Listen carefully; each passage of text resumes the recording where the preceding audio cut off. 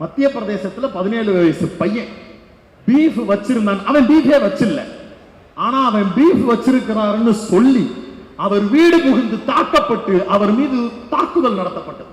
மாட வண்டியில ஏத்திட்டு போனாங்க. இது அறுப்புக்காக போற மாடுன்னு சொல்லி அப்பாவையும் பையனையும் கட்டி வச்சு அடிச்சாங்க. இதே இந்தியாவில் தமிழ்நாட்டின் கோயம்புத்தூரில் ஒரு சகோதரியை நீ எப்படி இந்த தெருவில் பீஃப் கடை போடலாம்னு சொன்ன போது அந்த சகோதரி மேடையேறி சொன்னார், பத்திரிகையாளர்கள் மத்தியில் நின்று சொன்னார், இது ஏன் நாடு, நான் அப்படித்தான் பீஃப் கடை போடுவேன், இது என்னுடைய உணவு, என்னுடைய உரிமை, தடுத்து பாருன்னு சொன்னாங்க. யார ரோட்ல போற சாமானியனை பார்த்து சொல்லல, இந்தியாவையே ஆட்சி செய்து கொண்டிருக்கிறேன், 56 இன்ச்சு எனக்கு இருக்கிறதுன்னு சொல்லி வெட்டு புகாரங்கள் பேசிக் கொண்டிருக்கக்கூடிய ஒன்றிய பிரதமரின் கட்சியில் இருக்கக்கூடிய ஒரு முக்கிய பிரமுகர் எதிர்த்து கேட்கும் போது ஒரு சகோதரி எனக்கு பின்னாடி என் ஜாதி இருக்கு, எனக்கு பின்னாடி என் மதம் இருக்கு, எனக்கு பின்னாடி ஒரு கட்சி இருக்குன்னு பேசல, இது என் ரைட்ஸ்னு பேசினாங்க. அந்த சமூக மாற்றத்தை இங்க இருக்கக்கூடிய திராவிட இயக்கங்கள் விதைத்தது. இஸ்லாமியர்கள் எல்லாம் தங்களுக்கு ஒரு தனி நாடு வேணும்னு கேட்டாங்க. கேட்டதுக்கு பிறகு சரி ரைட்டு கிளம்புங்க அப்படின்னு சொல்லிட்டோம். ஒரு சிலர் இல்ல இல்ல நாங்க போக விரும்பல, நாங்க இங்கேயே இருந்துக்கட்டுமா அப்படின்னு கேட்டாங்க. சரி போனா போகுதுன்னு அவங்களெல்லாம் இருக்க விட்டோம். அத்தனை ஒரு டிவி ஷோல உட்கார்ந்து பேசுறாரு. நண்பர்களே, அந்த பேச்சு அவர் பேசி முடித்து அந்த சத்தம் பக்கத்தில் இருந்தவர்களுடைய காதுகளுக்குள் விழுந்து முடிப்பதற்குள் அங்கிருந்து எதிர்ப்பு குரல் கிளம்பியது. இந்திரகுமார் என்கிற ஒரு ஊடகவியலாளர் மூலமாக கிளம்பியது. பேசியதற்கு அப்துல்லா தேவைப்படவில்லை நண்பர்களே, பேசியதற்கு ஒரு இம்ரான் தேவைப்படவில்லை, அந்த எதிர்வினையை ஆற்றுவதற்கு இங்கு இந்திரகுமார் போதும். அப்படிப்பட்ட சமூகமாக மாற்றி இருக்கிறோம். அந்த நிகழ்ச்சியை நடத்தி கொண்டிருந்த ஊடகவியலாளர் சொல்றாரு, அடுத்த ரவுண்ட் உங்களுக்கு கொடுக்க முடியாது தலைவா, பேசாம பேச்சை நிறுத்திக்கீங்க, அதுதான் உங்களுக்கு மரியாதை. அப்படிப்பட்ட சமூக மாற்றத்தை இங்க நிகழ்த்தி காட்டி இருக்கிறோம். நம்ம அப்பாவே வீட்டுல 15 வயசுல நம்ம தங்கச்சிக்கு கல்யாணம் பண்ணி வச்சாருன்னா வீட்டுல இருக்கக்கூடிய அண்ணன் யாரும் சொல்லுவான், ஏன் என் தங்கச்சி படிக்க கூடாதா, அந்த பிள்ளைய படிக்க வைக்கிறதுல உனக்கு என்ன பிரச்சனை, நீ என்ன நிப்பாட்டு, நான் பாத்துக்கிறேன், அந்த பிள்ளைய நான் படிக்க வைக்கிறேன், அந்த பிள்ளையுடைய வாழ்க்கை எப்படி இருக்குன்றதை நான் தீர்மானிக்கிறேன். ஒரு பெரிய சமூக மாற்றத்தை, அந்த மனநிலையை நம்மிடையே ஊட்டி இருக்கக்கூடியது இந்த திராவிட இயக்கம். மோடி அவர்கள் செய்த சம்பவங்களில் இருந்தே சொல்லுகிறேன். நார்த் இந்தியாவில் போய் பிரச்சாரம் பண்றாரு. உங்ககிட்ட 4 மாடு இருந்துச்சுன்னா, 2 மாடு இருந்துச்சுன்னா அதுல ஒரு மாடை காங்கிரஸ்காரங்க எடுத்துக்குவாங்க, முஸ்லீம்ஸ் எடுத்துக்குவாங்க, அதை காங்கிரஸ் பறிச்சு அவங்கள்ட்ட கொடுத்துரும். அந்த இடத்துல அவர் தோத்து போயிட்டாரு, அது வேற. ஆனா அவர் அங்க போய் அதை பிரச்சாரமா பண்ண முடியுது. தைரியமான ஆளு, 56 இன்ச்சு ஐயா. இதே தமிழ்நாட்டுக்குள்ள, இதே இந்தியாவில தானே இருக்கிறோம். இங்க இதை அவரால் சிரிக்காம பேசிட்டு போக முடியுமா? இல்ல அவர் பேசிட்டு போனதுக்கு பிறகு நாமெல்லாம் சிரிக்காம தான் இருப்போமா? அனைவர் உள்ளிட்ட அவையில் வணக்கம் சொல்லி பேச ஆரம்பிக்க நினைக்கிறேன். திராவிடத்தால் விளைந்த சமூக மாற்றம் 4 வார்த்தைகளா இருக்கு. 4 வார்த்தைய நான் 2 சேர்க்கணும்னு விரும்புறேன். திராவிடத்தால் சமூகம் விளைந்த மாற்றம், இந்த திராவிட சமூகத்தில் விளைந்திருக்கக்கூடிய மாற்றம், இதை இப்படி நான் உள்வாங்கிட்டு பேசணும்னு நினைக்கிறேன். உலகத்தில் வெவ்வேறு பிரச்சனைகள் வெவ்வேறு வடிவங்களில் கண்ணு முன்னாடி நம்மளுக்கு இருந்திருக்கு.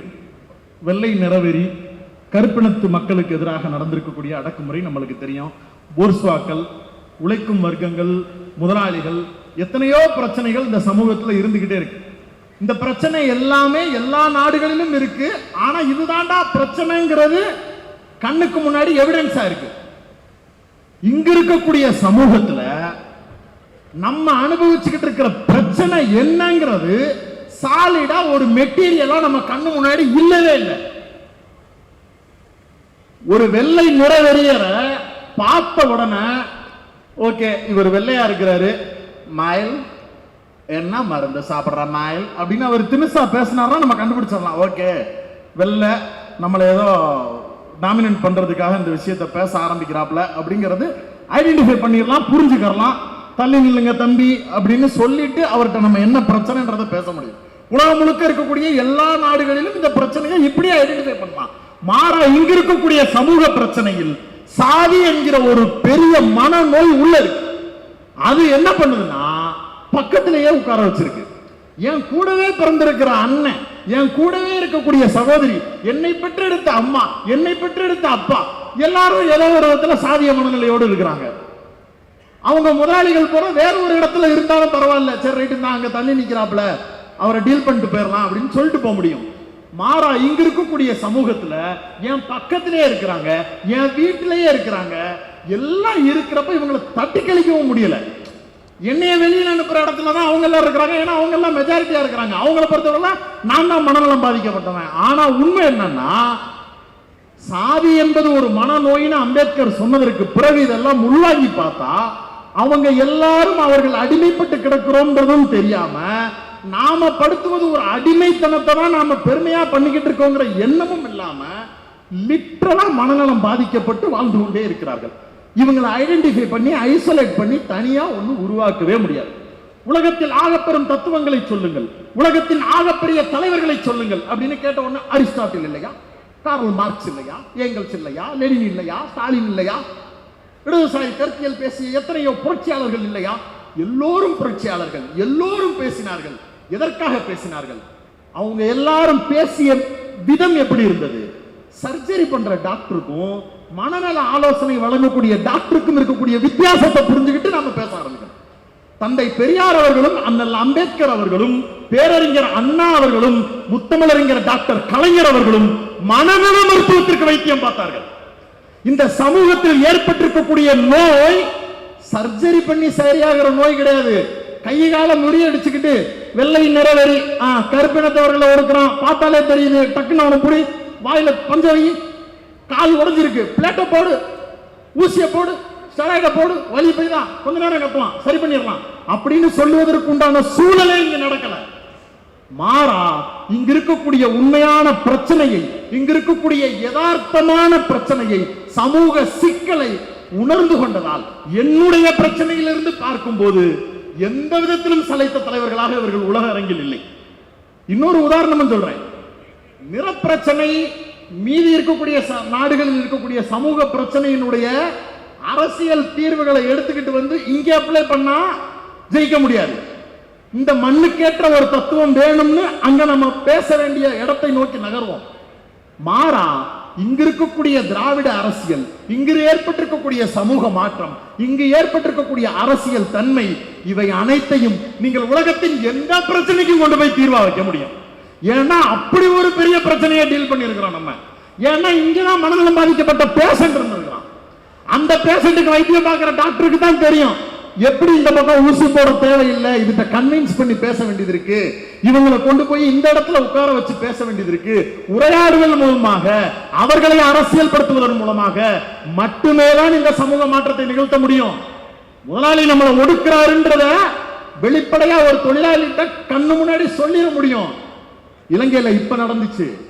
அதிகார வர்க்கம் தங்களை எதிர்த்து இவ்வளவு பெரிய மோசமான அடக்குமுறையை செலுத்துகிறதுன்னு மக்கள் எல்லாரும் திரண்டு போயிட்டாங்க. மாறா இங்க இருக்கக்கூடிய சமூகத்துக்கு அதை செய்ய முடிஞ்சுச்சா? காலையில பெரியார் போய் நின்று பேசிட்டு வருவாரு, அண்ணா ஒரு பக்கம் மேடை போட்டு பேசிட்டு வருவாரு, பேசிட்டு புரட்சி தலல் பொங்க போகுது அப்படின்னு நினைச்சுக்கிட்டு இப்படி திரும்பின உடனே ஒரு காப்பி வர்ற செகண்ட்ல ஆள் இருக்க மாட்டாங்க. பண்ணையாரு கோயில்ல லைட்டு கட்ட கூப்பிட்டாரு, அதனால கிளம்பிட்டாங்க.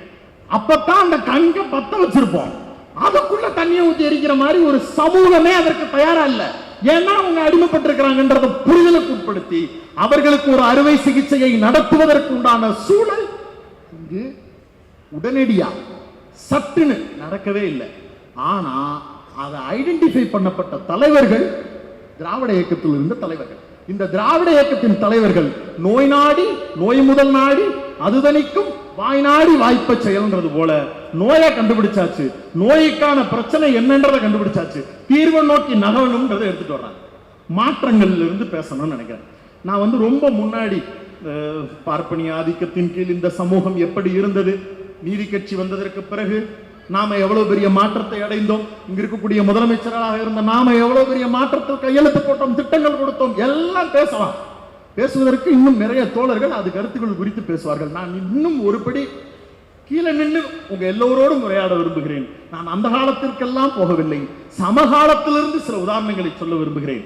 மத்திய பிரதேசத்துல 17 வயசு பையன் பீஃப் வச்சிருந்தான். அவன் பீஃபே வச்சில்ல, ஆனா அவன் பீஃப் வச்சிருக்கிறாருன்னு சொல்லி அவர் வீடு புகுந்து தாக்கப்பட்டு அவர் மீது தாக்குதல் நடத்தப்பட்டது. மாடை வண்டியில ஏத்திட்டு போனாங்க, இது அறுப்புக்காக போற மாடுன்னு சொல்லி அப்பாவையும் பையனையும் கட்டி வச்சு அடிச்சாங்க. இதே இந்தியாவில் தமிழ்நாட்டின் கோயம்புத்தூரில் ஒரு சகோதரியை நீ எப்படி இந்த தெருவில் பீஃப் கடை போடலாம்னு சொன்னபோது அந்த சகோதரி மேடையேறி சொன்னார், பத்திரிகையாளர்கள் மத்தியில் நின்று சொன்னார், இது ஏன் நாடு, நான் அப்படித்தான் பீஃப் கடை போடுவேன், இது என்னுடைய உணவு, என்னுடைய உரிமை, தடுத்து பாருன்னு சொன்னாங்க. யார? ரோட்ல போற சாமானியனை பார்த்து சொல்லல, இந்தியாவையே ஆட்சி செய்து கொண்டிருக்கிறேன், 56 இன்ச் எனக்கு இருக்கிறதுன்னு சொல்லி வெட்டு புகாரங்கள் பேசிக் கொண்டிருக்கக்கூடிய ஒன்றிய பிரதமரின் கட்சியில் இருக்கக்கூடிய ஒரு முக்கிய பிரமுகர் எதிர்த்து கேட்கும் போது ஒரு சகோதரி, எனக்கு பின்னாடி என் ஜாதி இருக்கு, எனக்கு பின்னாடி என் மதம் இருக்கு, எனக்கு பின்னாடி ஒரு கட்சி இருக்குன்னு பேசல, இது என் ரைட்ஸ்னு பேசினாங்க. அந்த சமூக மாற்றத்தை இங்க இருக்கக்கூடிய திராவிட இயக்கங்கள் விதைத்தது. ரொம்ப முன்னாடி போல நேத்து மாலை முரசு டிவி டிபேட் ஒரு சங்கி பேசுறாரு, இந்தியா சுதந்திரம் வாங்கினாங்க, வாங்கினதுக்கு பிறகு இந்துக்கள்லாம் இங்க இருந்தோம், இஸ்லாமியர்கள் எல்லாம் வந்து தங்களுக்கு ஒரு தனி நாடு வேணும்னு கேட்டாங்க, கேட்டதுக்கு பிறகு சரி ரைட்டு கிளம்புங்க அப்படின்னு சொல்லிட்டோம். ஒரு சிலர் வந்து இல்ல இல்ல நாங்க போக விரும்பல, நாங்க இங்கேயே இருந்துக்கட்டுமா அப்படின்னு கேட்டாங்க. சரி போனா போகுதுன்னு அவங்களெல்லாம் இருக்க விட்டோம். அத்தனை ஒரு டிவி ஷோல உட்கார்ந்து பேசுறாரு. நண்பர்களே, அந்த பேச்சு அவர் பேசி முடித்து அந்த சத்தம் பக்கத்தில் இருந்தவர்களுடைய காதுகளுக்குள் விழுந்து முடிப்பதற்குள் அங்கிருந்து எதிர்ப்பு குரல் கிளம்பியது. இந்திரகுமார் என்கிற ஒரு ஊடகவியலாளர் மூலமாக கிளம்பியது. பேசியதற்கு அப்துல்லா தேவைப்படவில்லை நண்பர்களே, பேசியதற்கு ஒரு இம்ரான் தேவைப்படவில்லை, அந்த எதிர்வினையை ஆற்றுவதற்கு இங்கு இந்திரகுமார் போதும். அப்படிப்பட்ட சமூகமாக மாற்றி இருக்கிறோம். அந்த நிகழ்ச்சியை நடத்தி கொண்டிருந்த ஊடகவியலாளர் சொல்றாரு, அடுத்த ரவுண்ட் உங்களுக்கு கொடுக்க முடியாது தலைவா, பேசாம பேச்சை நிறுத்திக்கீங்க, அதுதான் உங்களுக்கு மரியாதை. அப்படிப்பட்ட சமூக மாற்றத்தை இங்க நிகழ்த்தி காட்டி இருக்கிறோம். ரொம்ப சிம்பிள். இப்பயும் நடந்துகிட்டு இருக்கு. இதே இந்தியாவில் குஜராத்ல நீதிமன்றத்தில் சொல்றாங்க, 17 வயது சிறுமி பாலியல் வல்லுறவுக்கு உட்படுத்தப்பட்டு வயிற்றில் கருவோடு நிற்கிறார், அந்த குழந்தைக்கு நீதி வேண்டும் என்று அனைவரும் போராட வேண்டும் என்கிற எண்ணம் நம்மிடையே இருந்தது. ஆனால் நீதிமன்றம் சொல்லுகிறது, நம்ம அப்பா அம்மா எல்லாம் 15 வயசுல பிள்ளை பெத்துக்கலையா, நாம பெத்துக்கிறதுல என்ன தப்பு இருக்கு, அவனையே கட்டிக்கிட்டு நீ பெத்துக்க வேண்டியதுதானேன்னு நீதிமன்றம் சொல்லுகிறது. நண்பர்களை அடித்து சொல்லுகிறேன், இங்கு இருக்கும் ஏதாவது ஒரு நீதிமன்றம், இந்த நீதிமன்றத்தின் முகமாக இருக்கக்கூடிய யாராவது ஒருவர் இந்த சமூகத்தில் அப்படி ஒரு கருத்தை பேசிவிட்டு இந்த மக்களுடைய விமர்சன கணைகளில் இருந்து தப்பித்து விடுவார். சொல்லி பார்க்கட்டுமே. நம்ம அப்பாவே வீட்டுல 15 வயசுல நம்ம தங்கச்சிக்கு கல்யாணம் பண்ணி வச்சாருன்னா வீட்டுல இருக்கக்கூடிய அண்ணன் யாரும் சொல்லுவான், ஏன் என் தங்கச்சி படிக்க கூடாதா, அந்த பிள்ளைய படிக்க வைக்கிறதுல உனக்கு என்ன பிரச்சனை, நீ என்ன நிப்பாட்டு, நான் பாத்துக்கிறேன், அந்த பிள்ளைய நான் படிக்க வைக்கிறேன், அந்த பிள்ளையுடைய வாழ்க்கை எப்படி இருக்குன்றதை நான் தீர்மானிக்கிறேன். ஒரு பெரிய சமூக மாற்றத்தை, அந்த மனநிலையை நம்மிடையே ஊட்டி இருக்கக்கூடியது இந்த திராவிட இயக்கங்கள். இன்னும் 1000 உதாரணங்களை என்னால் குறிப்பிட்டு சொல்ல முடியும். குஜராத்ல கலவரம், இஸ்லாமிய பெண் மீது மிகப்பெரிய அடக்குமுறையை செலுத்தியது ஒரு கும்பல். பச்சிலம் குழந்தையை கருவில் எடுத்துக் கொன்று அடித்துக் கொன்றார்கள். நீதிமன்றம் ஏற்கனவே தண்டனை வழங்கியது. அதற்கு பிறகு நன்னடத்தையின் அடிப்படையில் அவர்களை வெளியிட்டதாக சொன்னார்கள். சொன்னதற்கு பிறகு அவர்கள் ஒரு காரணத்தையும் மேற்கொண்டு சொன்னார்கள், அவர்கள் எல்லாம் இந்த சாதியினர், அவங்க எல்லாம் ரொம்ப நல்லவங்க. நண்பர்களே, இதே இந்தியாவில் தான் இந்த தமிழ்நாடும் இருக்கிறது. இதே இந்தியாவில் தான் இந்த தமிழ்நாடும் இருக்கிறது. அவர்களும் ஒன்றாகத்தான் சுதந்திரம் வாங்கினார்கள், நாமும் அதே நாளில் தான் சுதந்திரம் வாங்கினோம். இதே தமிழ்நாட்டில் இப்படி ஒரு கருத்தை சொல்லிவிட்டு போக முடியுமா? மல்யுத்த வீராங்கனை கிட்டத்தட்ட 6 மாசமா இவர்தான் சார் அந்த சாருன்னு சொல்லி தங்களுடைய பதக்கங்களை வீசி எறிந்து தங்களுக்கு நீதி கிடைக்கவில்லை என்று மன்றாடி கதறி அழுதார். தங்க மங்கைகள் என்று போற்றப்பட்ட பெண்கள் மொத்த பேர் வந்து நின்று போராடி பார்த்தாங்க. டெல்லியில மிகப்பெரிய அளவிற்கு தங்களுடைய எல்லா பலங்களையும் முன் வச்சு போராடி பார்த்தாங்க, அழுது பார்த்தாங்க. ஒன்றிய அரசு அவர்களுடைய கட்டுப்பாட்டில் வைத்திருந்த அவர்களுடைய கட்சியின் தலைவரை எந்த விதத்திலும் சீண்டாமல், அவர்கள் குறித்து எந்த விதமான நடவடிக்கையும் எடுக்காமல் அவரை பொத்தி பொத்தி பாதுகாத்து அடுத்த எலெக்ஷன்ல அவர் வீட்டில் இருக்கக்கூடிய இன்னொருத்தருக்கு எம்பி சீட்டும் கொடுத்தது. அப்படியே கட் பண்ணுங்க. அதே தமிழ்நாட்டில் அண்ணா யூனிவர்சிட்டியில ஒரு மாணவியின் மீது பாலியல் அத்துமீறல் நடந்தது என்று தெரிந்தவுடன் அவன் யாரா வேணாலும் இருக்கட்டும், எப்படி ஆனாலும் இருக்கட்டும், அடுத்த 6 மணி நேரத்தில் அவர் தூக்கி ஜெயில போடு, குண்டாசுல போட்டு உள்ள தள்ளுன்னு சட்டமன்றத்தில் ஒரு மாநிலத்தின் முதலமைச்சர் சொல்லுகிறார். எங்களுடைய அனுதாபியாகவே இருந்தாலும் பரவாயில்லை, குண்டாசுல தூக்கி உள்ள போட்டேன். இதுதான் இந்த திராவிடத்தால் விளைந்த மாற்றம் ஒவ்வொருவருடைய மனநிலையில் இருந்து பேசுகிறார். இது எல்லாம் யதார்த்தமா நடக்கக்கூடிய உதாரணங்கள். இது ரொம்ப முன்னாடி போய் வேற எங்கேயோ ஒரு இடத்துல நடந்துகிட்டு இருக்கு, அதெல்லாம் வந்து இங்க வச்சு நின்று பேசலாம், அதெல்லாம் கிடையவே கிடையாது. இன்னும் சொல்ல போனா இன்னும் பல பிரச்சனைகள் பேசலாம். பழங்குடியின சிறுவர் சிறுநீர் கழித்து கோவிலுக்குள்ள உள்ள போயிட்டாருன்றதுக்காக அவர் மீது சிறுநீர் கழித்து வீடியோ எடுத்து, மத்திய பிரதேசம் நினைக்கிறேன், வீடியோ எடுத்து சமூக ஊடகங்கள்ல பரப்பி அவ்வளவு பெரிய அடக்குமுறையை செய்தார்கள். எதுக்கு? கோவிலுக்குள்ள அந்த சிறுவன் நுழைந்தான் என்பதற்காக. இங்கே நான் தாண்டா ஆத்தா வந்திருக்கேன், சாமி வந்திருக்கேன்டா, நீ எல்லாம் கோவிலுக்குள்ள போக கூடாதுரான்னு சாமியின் பெயரால் வேடம் கட்டி ஒரு பெண்மணி ஆடினாலும் கலெக்டர் பெண்மணி ஒருத்தங்க கைய புடிச்சுக்கிட்டு உள்ள கூட்டிட்டு போவேன், முடிஞ்சதை பாருன்னு சொல்லி அந்த கோவிலுக்குள் நுழைய முடியாமல் இருந்த சிறுமியை உள்ளே அழைத்து சென்றார்கள். அந்த சைக்காலஜிக்கலான மாற்றம், சமூக மாற்றம் இங்க நடந்திருக்கு. அதை இங்க செய்ய முடியும் அப்படிங்கிற யதார்த்தம் இருக்கு. அரசியல் கட்சிகள்லாம் பின்னாடி நின்று வேலை பார்த்தாங்க, என்ன பேச முடிஞ்சிச்சு அவங்களால? ஐயா எல்லாத்தையும் கோர்ட்ல பார்த்துக்கு வரணும்னு பேச முடிஞ்சிச்சு. இது நம்மளுக்கு பாத்தியப்பட்ட இடம், நம்ம கோர்ட்ல பார்த்துக்கோன்னு தானே பேச முடிஞ்சிச்சு. வெளிப்படையா வந்து நாங்க இது அதுன்னு பேச முடிஞ்சா? இன்னும் வெளிப்படையாக சொல்லுகிறேன், மோடி அவர்கள் செய்த சம்பவங்களில் இருந்தே சொல்லுகிறேன். நார்த் இந்தியாவில் போய் பிரச்சாரம் பண்றாரு. உங்ககிட்ட 4 மாடு இருந்துச்சுன்னா, 2 மாடு இருந்துச்சுன்னா அதுல வந்து ஒரு மாடை வந்து காங்கிரஸ்காரங்க எடுத்துக்குவாங்க, முஸ்லீம்ஸ் எடுத்துக்குவாங்க, அதை காங்கிரஸ் வந்து பறிச்சு அவங்கள்ட்ட கொடுத்து, அந்த இடத்துல அவர் தோத்து போயிட்டாரு, அது வேற. ஆனா அவர் அங்க போய் அதை பிரச்சாரமா பண்ண முடியுது. தைரியமான ஆளு, 56 இன்ச்சு ஐயா. இதே தமிழ்நாட்டுக்குள்ள, இதே இந்தியாவில தானே இருக்கிறோம், இங்க வந்து இதை அவரால் சிரிக்காம பேசிட்டு போக முடியுமா? இல்ல அவர் பேசிட்டு போனதுக்கு பிறகு நாமெல்லாம் சிரிக்காம தான் இருப்போமா? இன்னும் பெரிய உதாரணத்தை சொல்லுகிறேன். வானதி சீனிவாசன் அம்மையார் அவர்கள் எம்எல்ஏ, விஸ்வகர்மா திட்டம், எல்லா சாதிகளுக்குமான பிரதிநிதித்துவத்தை நாங்க கொடுக்கிறோம், நீங்க எல்லாம் கொண்டு வந்துடலாம், அது இதுன்னு பேசுற ஒரு பெரிய மகா ஸ்கீம் அது. அந்த அப்பேற்பட்ட ஸ்கீம் நீங்களாம் தைரியமான ஆளாச்சே, வெளியில வந்து சொல்லுங்க, உங்களை தான் ஓட்டு போட்டு தானே எம்எல்ஏ வாங்கியிருக்காங்க. உங்க தொகுதியிலே ஒரு மேடையை போட்டு விஸ்வகர்மா திட்டத்தில் இருக்கக்கூடிய அருமை பெருமைகளை பத்தி உங்களுக்கு தெரியுமா, நான் சொல்லி காட்டவா, பேசி பாருங்க, எனக்கு முடியல. அதனாலதான் 10க்கு 10 ரூம்ல வானதி சீனிவாசன் கதவை பூரா அடைச்சிட்டு, நம்மளுக்கு இருக்கக்கூடிய உரிமைகள் பாதிக்கப்படுது, நம்ம எல்லாரும் நம்ம குலத்தை வளர்க்க வேணாமா, பெருமையை வளர்க்க வேணாமான்னு மாறு வேஷம் போட்டுக்கிட்டு பேச வேண்டிய நெருக்கடி ஏற்பட்டு இருக்கக்கூடியது. அப்படிப்பட்ட சமூகம் இதெல்லாம் பேசினதுக்கு பிறகு பலருக்கும் கேள்விகள் வரலாம். என்ன இது இப்படிலாம் பேசுறீங்க, வேங்கவேல்ல பிரச்சனை நடக்கலையா? வேங்கவேல் பிரச்சனை குறித்து எல்லோருக்கும் வருத்தம் இருக்கிறது. நான் வெளிப்படையாக ஒரு கேள்வியை கேட்கிறேன், இது குறித்து பேச வேண்டும் என்று சொல்லக்கூடிய நண்பர்கள் எல்லோருக்கும் ஒரு கேள்வியை கேட்கிறேன். பிஜேபி ஆளுங்கட்சியாக இருக்கக்கூடிய மாநிலங்களில் தலித்துகளுக்கு எதிராக நடந்திருக்கக்கூடிய அவலங்கள் ஒரு 4 சொல்லுங்களேன்னு கேளுங்க. இங்க வேங்கவேலை ஈஸியா சொல்றோம்ல, இப்படி ஒரு பிரச்சனை, இப்படி ஒரு பிரச்சனை, அப்படி ஒரு 4 பிரச்சனையை சொல்லுங்கன்னு கேள்வியா மட்டும் கேளுங்க. ஒரு கலவரம் பிஜேபி சமீபத்தில் நிகழ்த்திய ஒரு 4 கலவரம் சொல்லுங்கன்னு கேளுங்க. சொல்ல முடியாது. ஏன்னா அது எல்லாம் திசை மாற்றப்பட வேண்டும் என்று திட்டமிட்டு வேலை செய்கிறார்கள். இங்கே வேங்கவேல் என்பது ஒரு பெரிய பிரச்சனை, அது பெரிய சமூக குற்றமாக நிகழ்ந்திருக்கிறது, அது பெரிய சாதிய ஒடுக்குமுறை. இது குறித்து மீண்டும் மீண்டும் நாம் பேச வேண்டும். இந்த நிகழ்ச்சி நடக்கவே கூடாது. இனிமே இது மாபெரும் சமூக மாற்றமாக மாற்றப்பட வேண்டும். டெய்லி அதை டிபேட்ல வைக்கிறோம், டெய்லி அதை விமர்சிக்கிறோம், டெய்லி அது குறித்து கேள்வி எழுப்புறோம். இதே கூட்டம் தான் சவுக்கால் எடுத்து சாணிப்பால் ஊற்றி தோல்ல துண்டு போட்டோங்கிற ஒரே காரணத்துக்காக எல்லாத்தையும் செஞ்சுட்டு கொக்கரிச்சுக்கிட்டு அப்படிதான் அடிப்பேன்னு சொன்னிச்சு. நீ தைரியமான ஆளு, வந்து வெளியில சொல்லு, நான் தான் இதை செஞ்சேன்னு. சொல்ல முடியல, சொல்ல முடியாத குற்ற உணர்ச்சிக்கு உள்ளாகிறல்ல. நீ சார்ந்திருக்கக்கூடிய சமூகமே, உன் வீட்டில் இருக்கக்கூடிய அக்கா தங்கச்சியே, அல்லது செஞ்சவங்க ஒரு லேடியா இருந்தா உன் வீட்டில் இருக்கக்கூடிய அண்ணன் தம்பியே, யார் ஒருவரும் இப்படி நடக்கக்கூடிய அவலத்தை ஏற்றுக்கொள்ளவே மாட்டார். அது மாபெரும் சமூக மாற்றம் இல்லையா? இந்த மாற்றங்கள் எல்லாவற்றையும் இந்த சமூகத்தின் ஊடாகவே நிகழ்த்தி காட்டி இருக்கக்கூடிய பெரும் பங்கு நம்மளுக்கு இருக்கு. ஐயா நீங்க எல்லாரும் நல்லா இருக்கணும் அப்படின்னு சொல்றது வேறங்க, என் முன்னாடி இன்னொருத்தன் கையை கட்டிக்கிட்டு நிக்க கூடாதுன்னு சொல்லக்கூடிய எண்ணம் உருவாகணும்ல. அந்த எண்ணத்தை கலைஞர் உருவாக்குகிறார். நான் இன்னும் வெளிப்படையாக சொல்லுகிறேன், இறுதியாக ஒரு கருத்தை சொல்ல விரும்புகிறேன். இவ்வளவும் இந்த சமூகத்தில் நடந்திருக்கக்கூடிய, இந்த தமிழ் சமூகத்தில், இந்த திராவிட சமூகத்தில் நடந்திருக்கக்கூடிய மாற்றங்கள், இந்த மாற்றங்கள் எல்லாத்தையும் இல்ல செல்லாது கோட்டை பூனா அழி மறுபடியும் எனக்கு சொல்லு அப்படின்னு நீங்க யாராவது பேசணும்னு விரும்புறீங்கன்னா நீங்க யாரும் டைம் டிராவல் பண்ணி போக வேண்டாம் நண்பர்களே. உங்கள் எல்லோருக்கும் up and down train travel பண்ணுவதற்கு ஒரு டிக்கெட் எடுத்து தருகிறேன். அயோத்திக்கு சென்று வாருங்கள். நீங்கள் ரிசர்வ் செய்திருக்கக்கூடிய சீட்டில் நீங்கள் உட்கார்ந்து கொண்டு போய் மட்டும் வாருங்கள். ஆய்வு கட்டுரை எல்லாம் எனக்கு வேண்டாம், அதை மட்டும் நீங்கள் செய்யுங்கள். நான் இதை சொல்றதுனால ஏதோ கலாய்க்கிறதுக்கு அந்த ஊர் மக்களை முட்டாளாக்குறாங்க அப்படின்ற எண்ணத்திலிருந்து சொல்லவில்லை.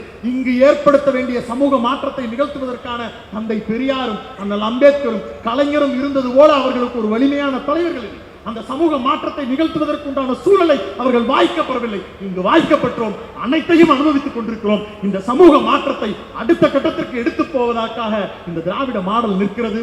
இந்த சமூக மாற்றத்தோடு பயணிப்போம். அடுத்த கட்டத்திற்கு நம்முடைய ஒவ்வொரு வாழ்க்கையும் எடுத்துச் செல்வோம். நன்றி நண்பர்களே.